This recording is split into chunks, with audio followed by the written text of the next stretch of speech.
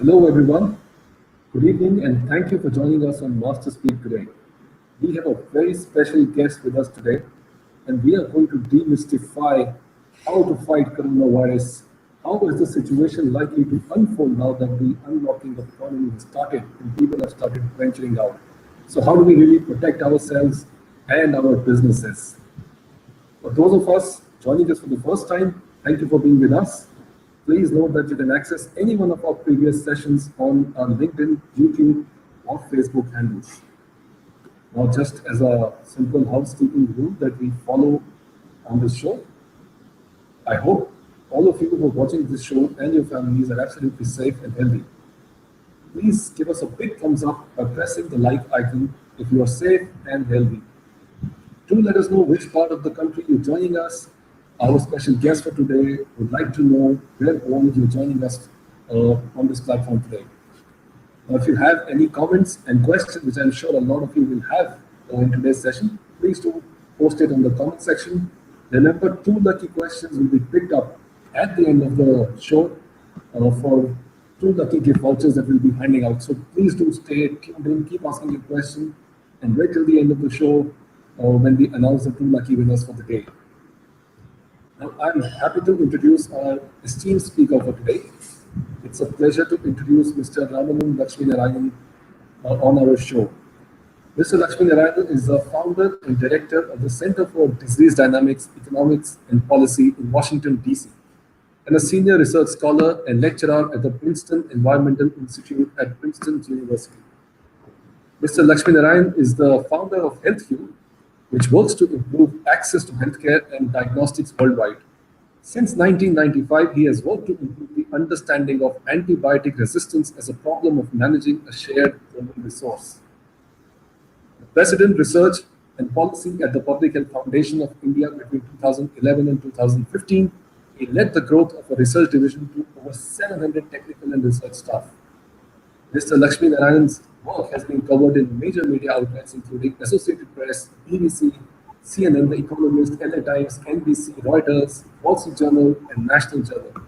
It is such a pleasure to have you with us today on the show, Mr. Laxminarayan. I welcome you on behalf of all our audience today. Thank you, Rakesh. Thanks for the kind introduction. So I think, when you sort of look forward, and I understand that many of your audience is maybe in business and insurance and really related to the economy. And I think the theme that COVID really brings to mind is really one of uncertainty. And if you really think about it, the biggest killer for business, for investment is really uncertainty, and COVID has this in large measure. So, and I'll talk about uncertainty at different levels. And I'll talk about uncertainty first at the level of individuals in terms of protecting themselves from COVID risk. And if you really think about it, there are many risks we face in life which are much bigger than COVID. The risk of being in a car accident, or the risk of being, of falling sick with something else, maybe a cancer or a heart disease.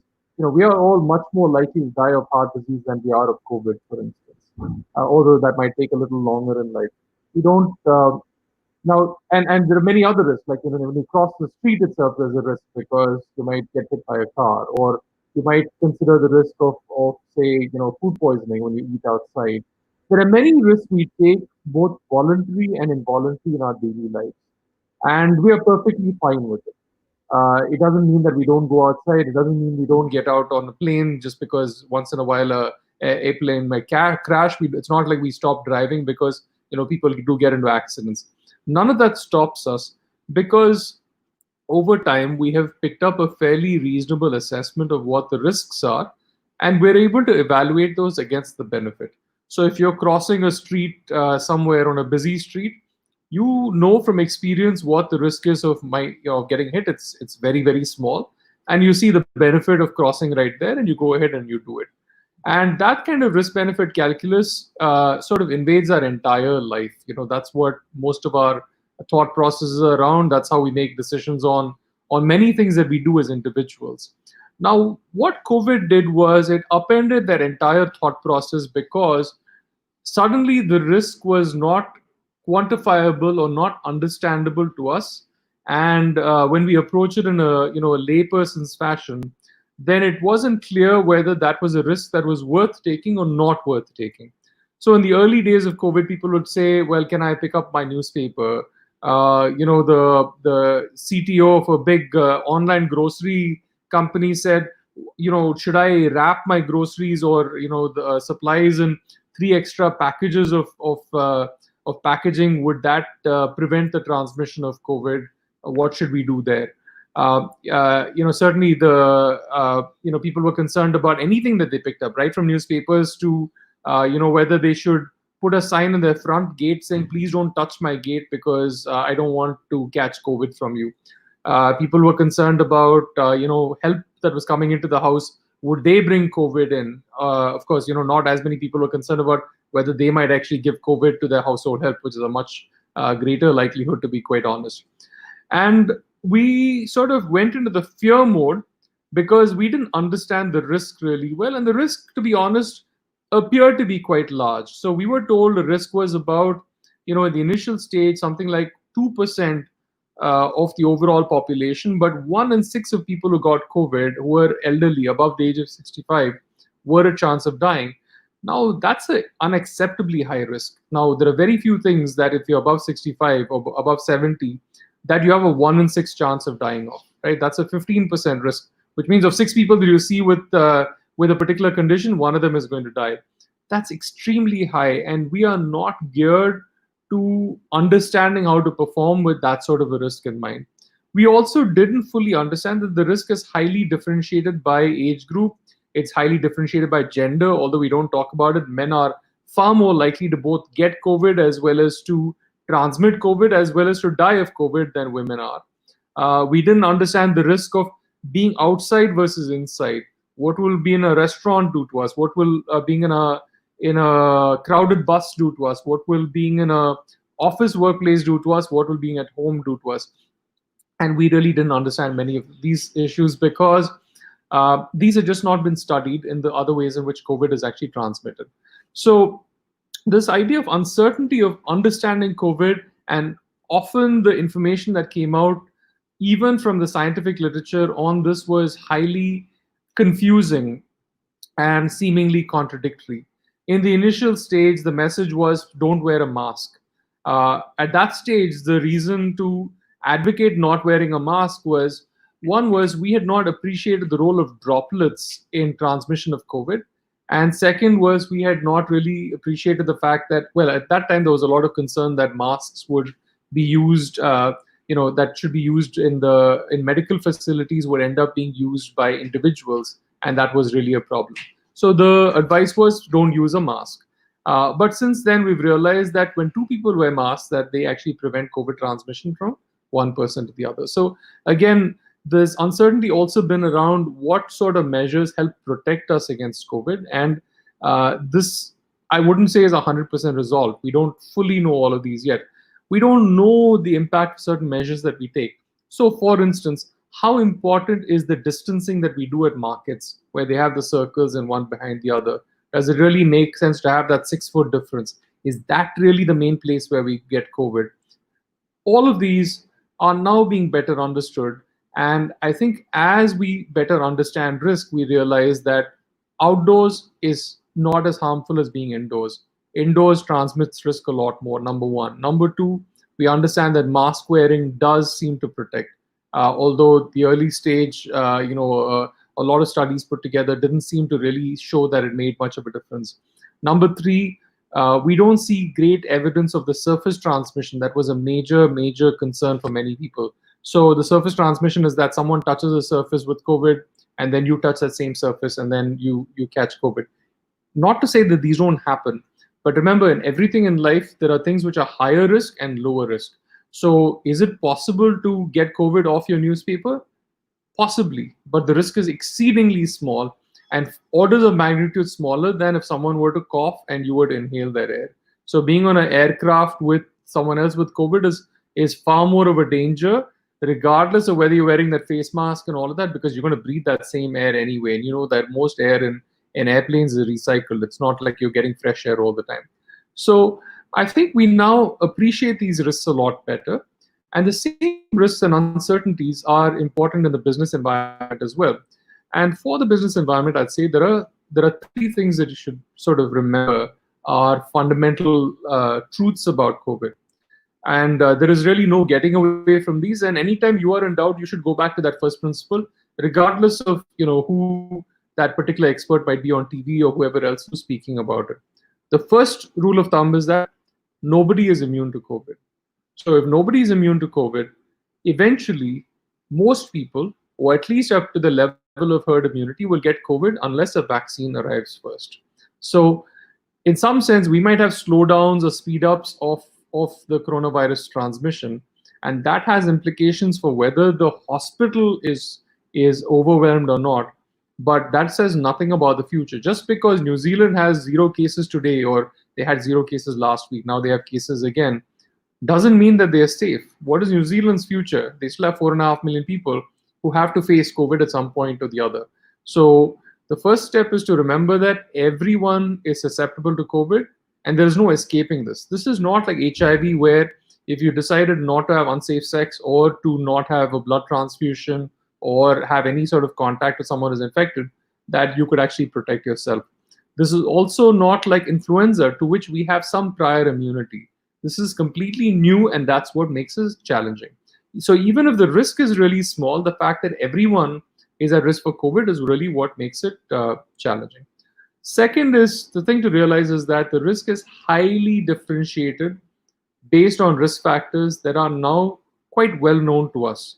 Before we had just Chinese studies, then we had studies from Europe, and now we have studies from the US. And the risk factors are very clear. If you are in the older age group, if you are male, if you have comorbidities like uncontrolled hypertension or diabetes, if you have, or chronic obstructive pulmonary disease, if you are you're at risk for any of these, I mean, if you fall into this particular risk category, then you have much higher risk of bad outcomes for COVID than anyone else. So that's a second thing to realize. Not all of us have the same susceptibility to bad outcomes. All of us are susceptible to the virus, but all of us won't suffer exactly the same way. And the third thing to keep in mind is that this is a highly transmissible virus, which we don't understand all the mechanism of transmission, and we don't know how the asymptomatics transmit, how people without symptoms transmit, and so forth. So I think these are the things that we know with some amount of certainty, and as we go forward, you should keep these in mind as really the fundamental truths of how to deal with COVID. So the fourth part of this, which is not related to it, is really this expectation of that we will somehow not get COVID until there's a vaccine or a treatment that's available. Now, in my own opinion, given the history of vaccine development, again, you go to the data. What do the data suggest? The data suggests that there are many viruses for which we have never been able to develop a vaccine, even after many years, like HIV, for instance, like dengue, for instance. We don't have an effective vaccine. Second, a vaccine is not a binary thing. It is not a yes, you have the vaccine, therefore you're protected, and no, you're not protected. Vaccines come in all sorts of shades and quality. For instance, the rotavirus vaccine that we have, that was developed after many years, it only prevents severe disease. It doesn't actually prevent you from getting the disease. Okay, some vaccines are actually only partially effective. So the malaria vaccine, which is considered, it's not a virus, it's a parasite, but still the malaria vaccine, which came after many years, it's only about 40-45% effective. We still think it's a good vaccine, but remember, just having the malaria vaccine doesn't mean that you're fully protected. You still have a good chance of getting malaria, but it prevents some amount of disease. So a vaccine is not like 100% full protection or complete cover sort of a thing. There's always going to be a high risk even with a vaccine. So the vaccine is not going to be our savior in any way as far as business risk is concerned. We're still going to face this. The second part is really to do with treatments. Now, treatments again are likely to be far more in the nature of treatments that prevent mortality, probably, are to some extent able to prevent severe disease, So like the dexamethasone, which has just been announced last week in the trial, we don't know fully yet, but we think that it probably reduces mortality by about an eighth, which is significant. But still, the odds are still pretty high, and we don't know how to really deal with the remaining odds as we go along. So that's what I would say about what we can expect from the medical field over the next 12 months. I have a lot more expectations for treatments, to be honest, than I do for vaccines. That's probably my personal bias, but I just know that vaccines are more challenging to develop because you have to find something that's safe to vaccinate 100% of people to prevent, a small number of deaths, and that's something which is always challenging to do. Now, coming to the business environment. Now, I think that the markets, when I watch them, I sort of don't understand how they really work, because there's a lot of exceptional pessimism at times, which seems unwarranted. There's also a lot of exceptional optimism at times that is unwarranted. Now, the pessimism understandably happened because of the lockdown. Perhaps it was the markets or people and businesses reacting to the fact that the government decided to lock down when there were just 200 cases. But you have to keep in mind that lockdown, however it was understood from within government, from a health perspective, as the epidemiological advice went, was not a way of controlling COVID in India. It was simply a way of giving the system some time to prepare, to build the hospital beds, to get the ventilators, to get the oxygen flow masks, to get the oxygen, to train the doctors on critical care protocols, so that they would not be overwhelmed with cases 4 weeks after that. Now, some sections of the country seem to think that the lockdown was a failure because it failed to bend the disease and contain the disease. And maybe some people had that expectation, but that was never a reasonable expectation. It was always going to be a time to prepare. And going forward as well, that's the way to have seen the lockdown. Now, obviously, the lockdown had a tremendous, tremendous impact, adverse impact in terms of economies, in terms of companies, in terms of migrants and livelihoods. I absolutely agree that this was a devastating thing to have happened to the economy.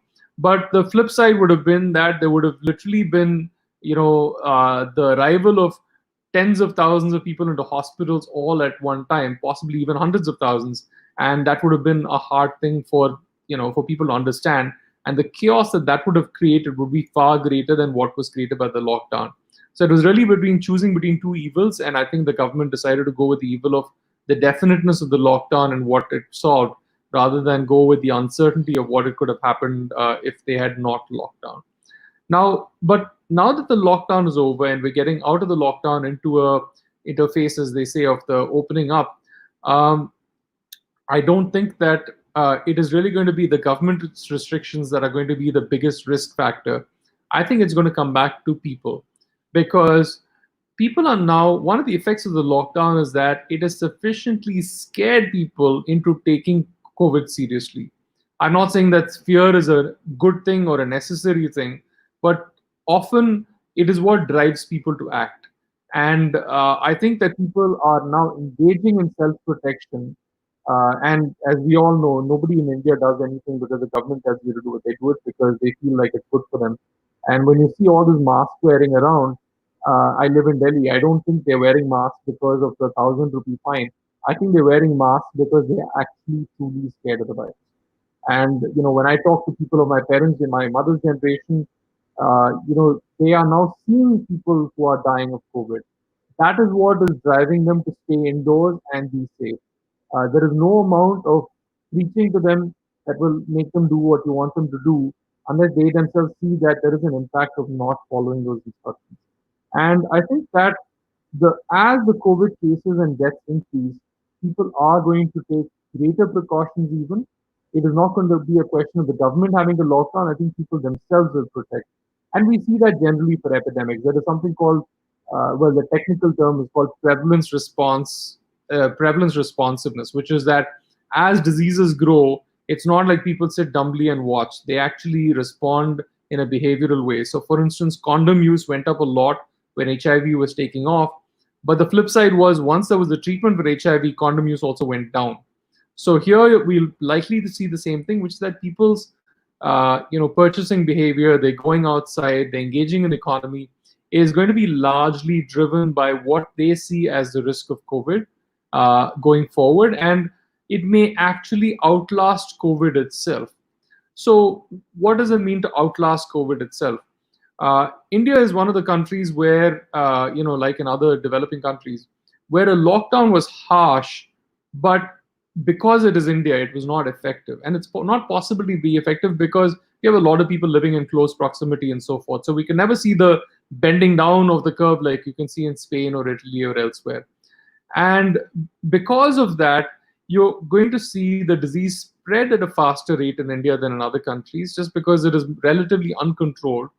And also, by that same token, I know it seems quite far, it seems worrying, but we are likely to get to herd immunity, this magic number beyond which the number of immunes in the population is so large that an infected person cannot find a susceptible person. Now, there is still some uncertainties around this because we still don't know what immunity means in the context of COVID. But what we know from other coronaviruses is that it's definitely likely to last 6 months to a year. Will it last 3 to 5 years? We don't know. But 6 months to a year seems likely going by MERS and SARS, and the fact that we do acquire immunity while going through COVID. That's the whole reason why the disease leaves our body. The virus doesn't exit our body because it's done with us. It exits because we develop antibodies, which then say, look, this is enough. We can deal with the virus within our bodies. So immunity is going to be a major protector for us as we go forward. And India, because of its structure of population, will suffer more pain in the shorter term. But this pain is not just for India. This pain is going to be for every country in the world, whether it's Singapore, whether it's Japan, anyone else, until a vaccine arrives. And there is going to be COVID, and it's going to be tough measures to keep COVID under control. And I think it's going to be a balance between the lives and the livelihood kind of a story that we keep hearing about. And I think I'll stop by saying that the thing to keep in mind for a disease like COVID is, I think the foreign minister of Singapore put it best. He said it's going to be a test of three things. It's going to be a test of a country's health system. It's going to be a test of the country's governance. It's going to be a test of a country's social fabric. Particularly in India, the health system has been underinvested in for a very long time. And I hope that all of you as business leaders will really, pitch on that point and try to make sure that the government does make that investment in health going forward, because this has to be done through the public sector. And the fact that it has not happened over a very long time is really what puts us in the situation that we are today. It's also going to be the difference in outcomes between health in the south of India, where those investments have been made, and the north of India, where the investments have not been made, broadly. The second is governance. Governance doesn't just mean the ability to lock down. In the middle of the lockdown, I was talking to a senior IAS officer, and I was telling him, listen, you can't do this harsh lockdown. You have to let people go out, but you ban the mass gatherings and you enforce mask wearing. And he said, you know what? It's actually difficult for me to do that. And I said, why? You have all the policemen, you're doing a lockdown. Why can't you do the mask wearing enforcement? He said, no, I don't have enough policemen. He said, it takes me one police guy for an entire colony to enforce a lockdown. But to enforce mask wearing and bans on mask gathering, I will need 20 policemen. I have one, I don't have 20. So he said, it's easier for me to do the harsh lockdown and very difficult to do these graduated measures, which was insightful for me, because then I realized that India is capable of going at the fourth gear or coming to a full stop. Whereas a good car should be able to go at first gear, second gear, third, and fourth gear. But we can't. We can only come to full stop or we can in fourth gear, which means that the lockdown either brings us to a complete stop or we're able to proceed. And that limits our choices in a big way. The third thing is about social fabric. And social fabric is really about people understanding, having the scientific understanding to understand what they're doing and then also comply. I don't think I have to explain to all of you, what we've seen in markets and liquor stores, etc., etc. I don't think that people really understand the risk of COVID, that droplets can carry a disease, and I think this part is we've just not spent the time on scientific education of our population. So suddenly in the middle of an epidemic to say you all should understand the science and wear a mask. I think that's quite a tall order, and it's also a part of a social contract, which frankly none of us who's sitting and watching a webinar like this has really followed ourselves, because we just decided to send a whole bunch of migrants home, walking by foot 1,000 kilometers. So we didn't keep up our end of the social contract either. And I think that if there's transmission happening, by people we see as poor, we have to realize that this is the most unjust disease. It was a disease that was brought into country on airplanes and then went to villages by foot. How much more unjust can we be about a disease? I mean, the poor don't deserve what they got. They don't travel outside the country anywhere, yet they are fallen prey to a disease. They're fallen prey to a disease which has come from outside the country, which is truly not their fault at all. So I think there'll be huge inequities and outcomes from COVID. As you saw, Mr. Satyendra Jain, the health minister of Delhi, he got himself shifted to a private hospital, even though he's the health minister of Delhi, and he should have been in a government facility because he can afford a private hospital. Now we know that the poor cannot afford private hospitals. They will struggle. Their outcomes will be a lot worse than for the rich. So as with many things in India, it will end up being an inequity story at the end of everything. So I'll stop here and say that I'm happy to answer questions, but I think a lot of your questions probably have to do with resolving this uncertainty. What is it that I can do safely? What can I not do safely? And I want to preempt that by saying that there is no such thing. There's a gradation in what is safe and what is not safe. There are some things that are much safer. If you go out and play tennis, that's pretty safe. If you're going to be in a crowded restaurant with many other people around, that's probably not safe. And everything comes in between. But I think a lot of common sense can help us here, and it's not necessarily that we have the science for all of this. So thank you again for having me, and I'll stop here. Thank you, Mr. Laxminarayan. That sort of indeed preempts a lot of questions that our audience had raised, and raises a lot of questions as well. From what you mentioned, the key messages is that this is something that will stay with us for long, but we don't need to worry as much as we are evidently worrying about it. And a lot has been known in the past few months, but a lot more about this disease is still to be uncovered. So that's obviously a paradoxical situation for for a layman. One question that I want to pose to you, Mr. Laxminarayan, is how long before we get enough information about issues that impact daily lives?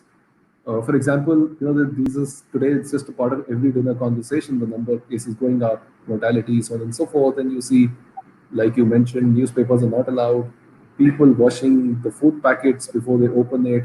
So there is a huge amount of paranoia, and a lot of this paranoia can be maybe reduced or eliminated with right information. So how long before you think we'll get information about some of these aspects of our daily lives that we can say, okay, we don't have to be so paranoid at all point in time? I think that data, that information already exists. I think in India you don't see as much of it, but I've seen these risk scores in the US, for instance, which tell you, I mean, that tennis example of something that someone has sent me. It has a risk score of 1. Being in an airplane is a risk score of 5 or 6. So I think these relative risk numbers are out there. You could probably find them in terms of what is of risk. And again, I would put the packaging on vegetables or your newspaper at really 1 or 0. These are very, very low, not 0, but at least on the 1. They're very, very, very low risk. But I think that information is reasonably well established out there. The parts that we don't know a little well is really to do with how much of the transmission is what's called fecal oral, which is basically hands that are not washed and sewage coming in contact, much like what we have for diarrhea and typhoid, which is how we get those diseases. We don't know how much of that is happening for COVID. We know that COVID survives in the environment in that fecal oral transmission mode. So it's in the sewage, for instance. We can pick it up in the sewage, but we don't understand that part really well. But that part, which is not relevant for most of your audience, which is all able to wash hands and has toilet access and so forth, that it's most of the others are really don't be in crowded places, and certainly if someone in your household is COVID positive, take that seriously, because the data we have for India as well as in other countries is that your biggest risk of getting COVID is from someone in your family itself, like right in your household. That happened in China, and we're seeing that in India as well. So, and of course, when you go outside, you wear a mask. I sometimes see people wearing gloves. I don't know how useful that necessarily is, but if it makes you feel better, then you certainly do it. But I think the outside is less of the concern than really in the inside. If you're inside any sort of closed space, and like I said, the age and the comorbidities matter. So that means there's a bunch of questions around what happens to the real estate industry, the restaurant business, the hotel business. It seems from what you just suggested that these industries are in for a long haul of stress. Sadly, that's true. I think malls and real estate are in for stress again, not because the government is going to lock down, but because who would go to a restaurant at a time like this? I think eat at home or take out would be fine, uh, but I don't think eating in restaurants will recover for quite some time. And don't worry about the current rise in cases. The current rise was going to happen. It would have happened earlier because without the lockdown, until we get to about the 60-65%, which we'll find out through serology surveys, there is really nothing else we can do. I mean, this is just the progress of the virus through the population, and this is as inevitable as if an asteroid was to suddenly strike the Earth and cause damage. That would happen in an instant, so we know it. This is like a slow-moving asteroid. It's going to cause that same damage. But this is why back in February itself, some of us were warning and saying this is going to happen. You can delay it, postpone it, whatever. But this is inevitable because there is some fundamental facts here. This is as mechanistic as how the markets work, for instance. So uh, there is it's not a matter of opinion here. It's just a matter of this is how viruses work. So I think we all need to understand that and then work around that. It's fair enough. There's a question from Ramit, Mr. Laxminarayan, on the topic that you just alluded to, which is regarding the herd immunity. So we've heard about the concept, and we know for sure the vaccine is a long way from coming anytime soon. So how does this concept of herd immunity really work? And is that a plausible solution to adopt So for herd any immunity, country? In India, of course, it's herd going to be more immunity. difficult. Oh, sorry. So herd immunity is not a strategy. Herd immunity is an inevitable consequence of a disease spreading through a population. It is not that we actively seek out herd immunity. Herd immunity simply means that you don't have to vaccinate 100% of a population to protect everyone. You also don't have to expose 100% of the population will not get the disease in order for everyone to be protected. And if you think of herd immunity, in your mind, think of 100 people in a room. Okay, think of 100 people in the room, and they're all playing passing the parcel. They're passing a parcel to someone else. But let us say that 65 people in the room are standing where they are people who, if you give the parcel to, it will not pass anymore because they are immune. They can take the virus, they can't give it to anyone else. So imagine that you have 100 people and 65 of them cannot pass the parcel anymore. You can understand that the passing the parcel game will come to an end pretty quickly because the virus is going to hit these dead ends of these immune people and won't transmit further. So herd immunity is a simple concept which basically says that the disease dies out not when everyone is infected, but when some proportion like 65%. And why 65%? Because it's a pretty exact mathematical formula, which is the R naught minus 1 over R naught, which is the herd immunity. It's a well established formula. And if you imagine that R naught is about 2.8, then herd immunity is at 65. If R naught is less than 2, then herd immunity will be as little as 50%. And across the country, I think ICMR said that 0.73% was infected as uh, except for the containment areas back in early May. So including those areas might have been about 1.5%. Today we may already be at 5-6%, maybe 7% of people already exposed to the virus. So I know it sounds, I don't mean to sound casual when I say it, but what I mean is that getting from the 6 or 7 to about 55 to 60 is not that far. We might actually get there. I'm not saying it's a solution or that it's a strategy to follow, but it is an inevitable consequence of the fact that we have a country which is not Sweden, which is not Australia, which is not Singapore. This is India, and in India, diseases will spread and we can't control them. So it will be an inevitable consequence of the fact that this is what will happen in India. That's all it is. Thank you very much for that. So, a related question from Sudha there is, which is related to maybe immunity. So, can you have a relapse of this? Is there enough data for us to know that once you develop antibodies, once you've recovered from this disease, it doesn't happen? Because if that doesn't happen, then how will this concept of herd immunity also function? Because you'll continue to have the relapse after a few months. That's a great question. So first of all, a relapse is not reinfection. Relapse is when your body is actually not actually cleared the virus in the first place, and it sort of re-enters and infects you. So relapse is different from reinfection. I think what she's talking about is a reinfection, which is I get the disease, and then I develop immunity, but after 3 months, the immunity is gone, then I get the infection again. Now here, we don't know anything for certain with COVID, but we have a good chance that it doesn't behave so differently from most viruses and not differently from most coronaviruses. Now, MERS and SARS had immunity durations of at least 1 to 2 years. So we are hoping that that is the reasonable range of immunity for this virus as well. SARS, of course, died out very soon, so we didn't, we were only measuring antibodies over a period of time. We didn't actually know if these were actually effective. This is an area of uncertainty on which a lot of research is going on. But keep in mind that everybody who clears the infection develops antibodies that neutralize the virus. And why do I say that? Because if we don't do that, the virus doesn't leave the body. The virus leaves only because it's been neutralized. And that's how it comes to an end. And typically, immunity can last anywhere from a few months to lifelong.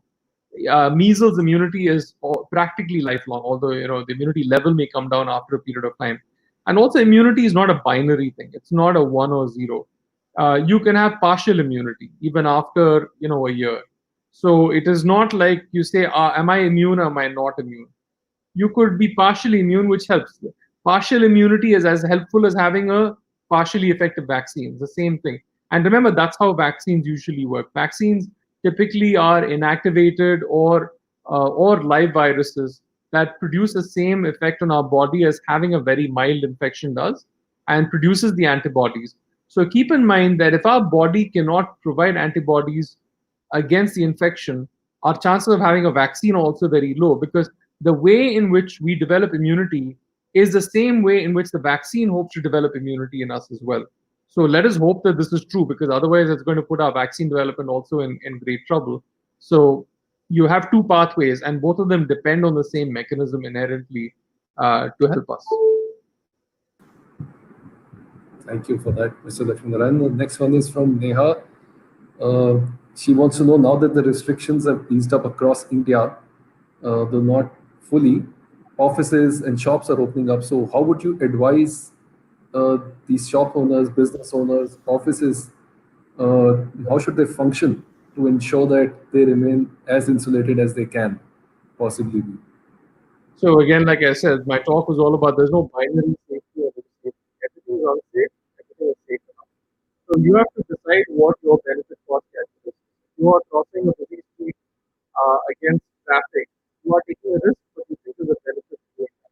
And we do this every day in our daily life. Every decision we make, what car we buy.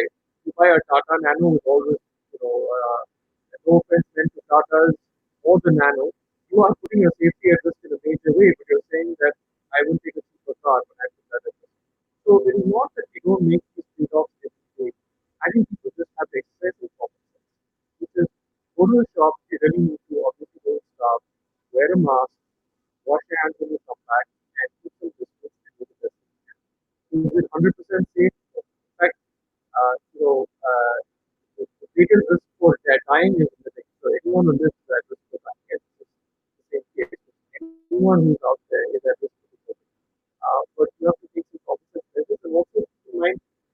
not a deadly virus like SARS or even worse, or Ebola. This is a virus where I think when all is said and done, the mortality rate will not be higher than 0.2 or 0.3. But 0.3% is still high because that's 3 in a thousand. For a disease that affects everyone, it's a big problem. But in any specific encounter for any individual, it is not necessarily a concern. Most people will recover, which is why every day when I see the newspaper and they say 57.458% of people are recovered, to an epidemiologist that's nonsensical because eventually 99.7% of people will recover. So, 54.784% recovery will recover. Most people will recover, vast majority will recover. And so I don't think we should live in what we fear of Thank you. Just want to give a shout out to our audience. Please let your questions keep coming in. We've got a bunch of questions which are still left to be answered. Remember, two lucky questions will receive Amazon gift voucher at the end of the show. The next question, Mr. Laxminarayan, is from Rajat, who wants to know: is it only exposure to the droplets as you spoke of, or is it also the duration of exposure which is more important? Because people are going out, people are exercising. There is this whole talk around when you're running, when you're cycling, the droplets are more likely to stay suspended in the air for a longer time. So is it the duration which may matter, or it doesn't have that much of an impact? Is it known to us? So what we know from other viruses is that there is something called viral load and a level of inoculum. So the level of inoculum is the amount of virus that you actually ingest. And the more viral load you take in, the inoculum you take in, typically the greater the severity of infection. Which is you find that doctors who work in COVID wards, why do they have such severe cases of COVID and many doctors are dying these days of COVID? It's because they are exposed to a lot of COVID from many different patients who are out there, and that's why the amount of inoculum for them is extremely high. For us as individuals, we're not going to see that. We're not going to see. I mean, this is like you have to get very unlucky at poker or very lucky at poker to be able to run past 10 people all with COVID who are running past you in the park or wherever else it is. So I think outside you're not going to face the kind of risk of that suspension and your ingestion as I'm setting the benchmark being the doctors in a hospital who are literally putting their lives on the line when they deal with COVID patients because with certainty every COVID patient is giving them a bunch of viral inoculum. So I would say the risk to us is not that great, to be honest. Okay. Sham wants to know, will monsoons aggravate this situation? And if yes, are there any extra precautions to handle the situation more effectively? The honest answer is we don't know. Back in January and February, I was asked this question about heat and humidity, and I said there is no evidence to support heat and humidity killing off COVID, and therefore we shouldn't count on it. A lot of people were thinking that was what was going to save there. Similarly, I don't think the monsoon is going to save us in any way.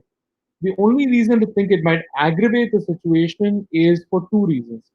One is that respiratory pathogens typically transmit better after the monsoons, like the flu, uh, and because people might develop another cold or something else, which also increases the transmission. That is number one. Second is that remember the one route of this virus. Remember, viruses typically have one preferred route, so it might be the droplets or it might be through the coughing. Uh, but this virus, and we don't know to what extent, also has what is called a fecal oral route. Fecal oral route is literally through our feces and being on someone's hand, and coming back through, uh, you know, uh, through that mechanism. That's how we get we get enteric pathogens like rotavirus or typhoid or cholera all through that pathway. We know that this coronavirus persists in the sewage, but we don't really know how much that is a proportion of the transmission of coronavirus at this stage. So honestly, the answer is I don't think the situation is going to get better because of the monsoon, but I don't know it will necessarily get substantially worse because of the monsoon, given the evidence that we have right now. Fair. Okay, Narayan Swami, Mr. Laxminarayan wants to know there is a lot of talk about which kind of mask. Everybody seems to be wearing a mask, but what kind of mask works? Because today you get dime a dozen, right? And this sort of also gives birth to some market that people take advantage of. So, what kind of mask really works? What should they adhere to? And To be, also, what is the best source to I'm get? not, yeah, I have to say Sorry. I'm no expert in masks at all, so I'm not the person to pose this question to at all. My understanding of the mask is that it is simply preventing the droplet from going directly into your face, and of you, pushing the droplets into someone's face.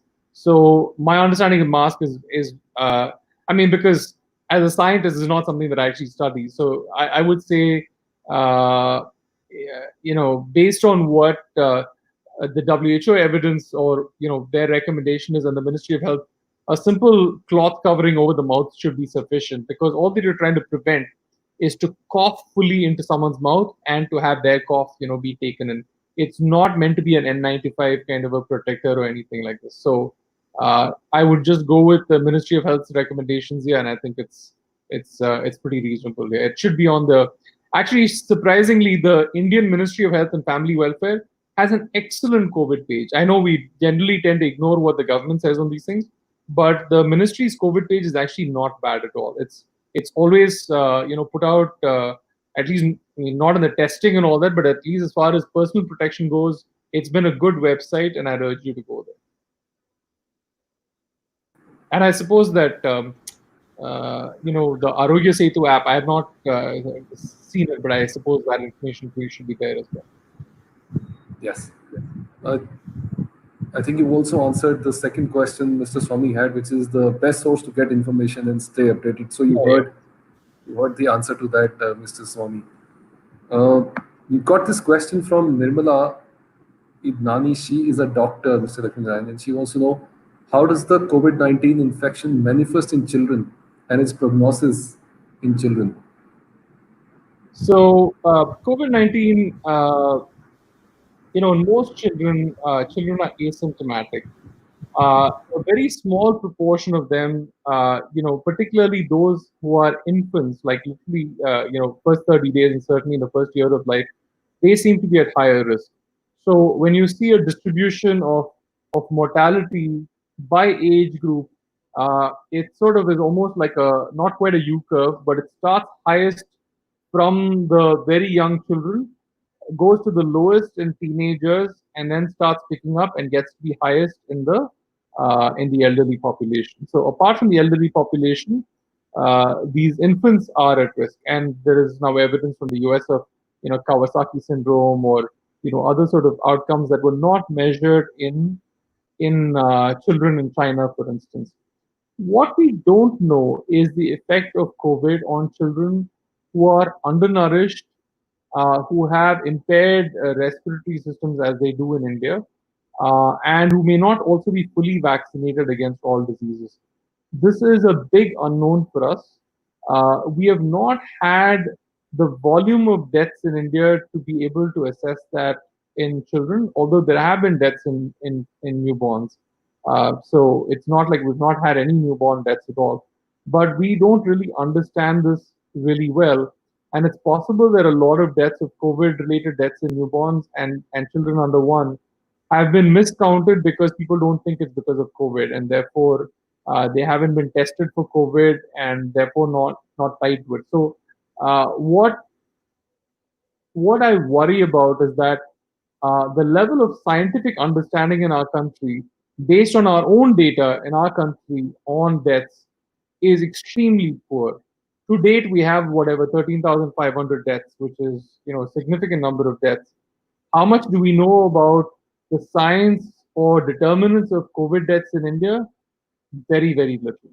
So I would hope that physicians like yourself would push for better research, better science, I think there's too much still of a government monopoly on all of this at this stage, and this really needs to be researchers going out there and finding out, because only if we learn this will we be able to prevent more deaths. And I think there's a very important role for researchers at this stage. Right.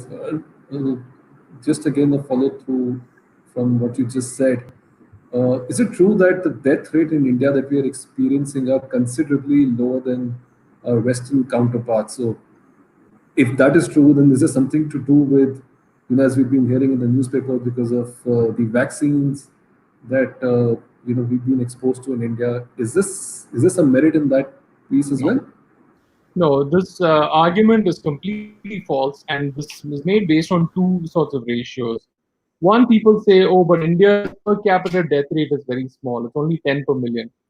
That is nonsensical, because our epidemic will grow much longer than it will in a small country. So we are a very large country, and so we will see a lot more deaths as the days go by. And it's just because all countries, the disease grows at the same rate, but the carrying capacity or the peak will be very different depending on different countries. So the per capita rates are meaningless to an epidemiologist. The second part is whether deaths as a proportion of cases is small in India. Deaths as a proportion of cases, current cases in India is about 3.2% or something. It's much higher in Italy, for instance. Now, the main reason for that is that the Italians are an older population. So you can do this math in your head. Italians have 22% of Italians are above the age of 65. Only 6.5% of Indians are above the age of 65. But the risk of COVID is heavily weighted in the above 65 population, right? So Italians have three times the number of people who are in that above 65 population. And being in the above 65 population and you get COVID, you have a 1 in 6 chance of dying of COVID. So when you weighted everything to that above 65, and we have only much smaller people in that above 65 population, it is only but natural that we should have a lower mortality rate. But once you adjust for age, it all comes out to be the same. Oh, this is an interesting question, Mr. Laxminarayan. I think I've got time for two more questions, with your permission. Uh, yeah, I think what Sandeep wants to know, that there is a lot of panic being caused because the numbers are going up. Why numbers are going up? Because testing is increasing. So his question is, should we reduce our test rate to reduce the panic?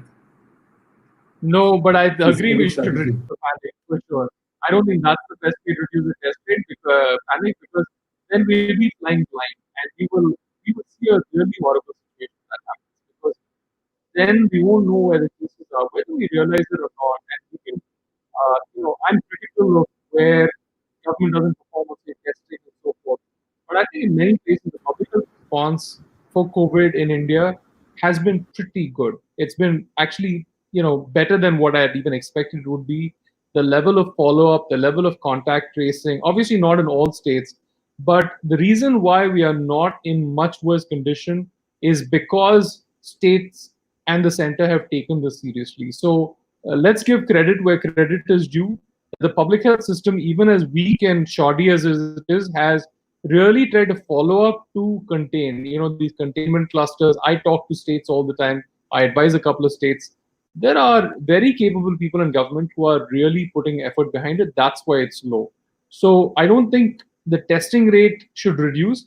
We should keep the testing rate high. You look at states like Andhra Pradesh, the reason why they have low case rates and lower death rates is because their test rates are much higher than the norm, which means that they're able to identify and contain outbreaks much faster than anyone else. Whereas you see why Delhi is in trouble, because they test so little. So testing and containment are related to each other and not in the way that you want. However, I fully agree with you that we need to reduce the panic. And the way to reduce the panic is by, to some extent, normalizing COVID. I think we need to explain. I mean, to me, it scares me when they say 54% have recovered from COVID. I think we should say repeatedly 99.5% of people will recover from COVID. It is not a fatal disease. Most people won't even know that they have COVID. I think we need to do all the positive messaging as well as COVID, but without reducing their incentives to protect themselves. And that's really where the balance is. You don't want to reduce the panic to the point where people won't protect themselves at all. But you don't want it to be in this unproductive phase where everyone thinks they're going to die if they get COVID and causes stigma and all of this. And that balance, I don't know. I mean, there's no, I have no expertise in this, and I think all of you are, have an opinion on how this would work, and this is a fine balance for us. How do you take something seriously but don't panic about it? That's what we need.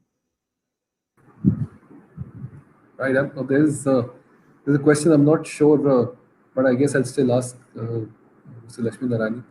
Now the question is, I don't know who's the person asking this question. It says that if you, how do you manage at home if there is someone who gets COVID? So what should be possibly, what our audience wants to know is that what should be the precautions? How should you go about if somebody is detected with COVID and the person is at home? So I would say take that seriously because your risk of getting COVID is highest from that person. In fact, within house transmission tends to be quite high. To the extent possible, have that person be in, one room. If you have a separate room that you can have that person be in. I don't think the contact part is as critical as really for them if they're asymptomatic. You just be in that space for that period of 14 days and self-isolate. And many countries have used that very effectively. That's how South Korea got rid of COVID. That's how other countries managed to reduce COVID. I realize that we are, first of all, very social animals. Second is we don't necessarily have a huge amount of space. If you live in Mumbai, you can't have that much space, for instance. And third is that we have multi-generational families. So there is a higher risk of COVID transmission within the household. But do the best that you can. There are precautions which are really around, everyone has to wash their hands as frequently as they can. Don't touch your face. And try to exercise that much caution, and of course for the person inside also to wear a mask if you're going in front of them, to make sure you wear a mask, etc. uh, I think that's the best you can do. I mean, remember, there is no certainty that you won't get COVID, but you have to do the best that you can, and you certainly should do the best that you can if you have elderly people in the house. So I mean, it's a tough situation, but good luck. Thank you so much, Mr. Laxminarayan. I think that's all we had for the day. We've got a couple of more questions, but I think we need to take a hard stop here. And another message from our master speaker today is, yes, it's a real situation. We must be extremely cautious of the situation. We must take all precautions, but there is no need for us to panic. There are far more deadlier issues that we deal with on a daily basis. This is just one of them. We must maintain all precautions at all point in time and continue with our lives. With that, thank you so much, Mr. Laxminarayan. It was such a pleasure to have you with us and share your thoughts with our audience. I'm sure it would have been immensely useful for everybody who's listening us out there today. Thanks for having me, Rakesh. It was a pleasure. Take care. Pleasure. And thank you very much for everybody who's listening to us, who joined us on this show today. It's time for me to pick up two lucky questions for the day. And the two lucky questions that I picked for the day. Okay, have to give me a moment to a bunch of questions. The first question is from Ramit R. The question was related to herd immunity. So congratulations, Ramit. Let us know your email ID in the comment box so we can ship you the voucher that you have rightfully earned. Second question is from Nirmala Kidnani. Question that a doctor posed to Professor Laxminarayan about how does COVID-19 manifest in children. Thank you very much. Please do let us know your email ID so we can reach out to you with the vouchers. Thank you very much for joining us, for all your questions. Before I sign off, a big thank you to our community support partner, Resulticks, Adgully, Paul Writer, and Netcore for supporting us this initiative and continuing to back us up. So thank you very much for your collaboration there. The next session is on 24th June. We've got another power-packed session with the doyen of advertising media industries, Sir Martin Sorrell, is going to be with us. at 6:30 on 24th June with Anand Rangaswamy, and we're gonna have a fiery chat with Sir Martin Sorrell. So don't miss to log on and join us for the show. Thank you very much, and wish you all the best. Stay safe.